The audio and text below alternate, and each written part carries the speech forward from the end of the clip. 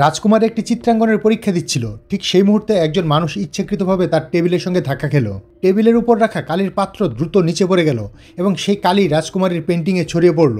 এটি দেখে রাজকুমারী রেগে গেল। তিনি সঙ্গে সঙ্গে উঠে সেই মানুষটিকে বকতে লাগলো। বাকি যারা সবসময় তার সৌন্দর্য নিয়ে ঈর্ষান্বিত থাকতো, এটি দেখে আনন্দিত হলো। সবাই ভাবলো যে এখন রাজকুমারী পরীক্ষায় ফেল করবে, কিন্তু বাস্তবে এটি সবই সেই মানুষটির কৌশল ছিল। এমন ভান করছিল যেন তাকে সাহায্য করছে।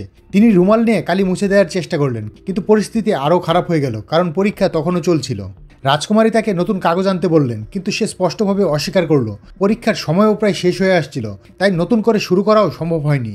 রাজকুমারীর হাতে আর কোনো বিকল্প না থাকায় তাকে সেই পেন্টিংই জমা দিতে হলো। যখন বাকি সবাই তার পেন্টিং দেখলো, সবাই হেসে উঠল। একটি মেয়ে তো ঠাট্টা করে বলল, এটি তো পেন্টিং নয়, যেন লজ্জার প্রতীক। কিছুক্ষণ পরে সেই মানুষটি পরীক্ষককে সঙ্গে নিয়ে ফিরে এলো। সবাই অবাক হয়ে গেল। যখন পরীক্ষক রাজকুমারীর পেন্টিংকে সেরা বলে ঘোষণা করলো, বাকি সবাই মানতে পারল না। তারা ভাবলো যে পরীক্ষক রাজকুমারীর পক্ষ নিচ্ছে। ঠিক তখন সেই মানুষটি একটি চায়ের কাপ তুলে তা সরাসরি রাজকুমারীর পেন্টিংয়ের উপর ছুড়ে দিল। এক মুহূর্তের মধ্যে ময়লা দাগগুলো একটি অসাধারণ পর্বতের আকারে রূপান্তরিত হলো। এটি দেখে তো সবাই চমকে গেল। রাজকুমারী নিজেও বিশ্বাস করতে পারছিল না। তিনি অনুভব করলেন যে তার মধ্যে এত চমৎকার শিল্প রয়েছে, যা তার আগে জানা ছিল না। কিন্তু এটি দেখে তার সবচেয়ে বড় প্রতিদ্বন্দ্বী ভীষণভাবে ঈর্ষান্বিত এবং রেগে গেল।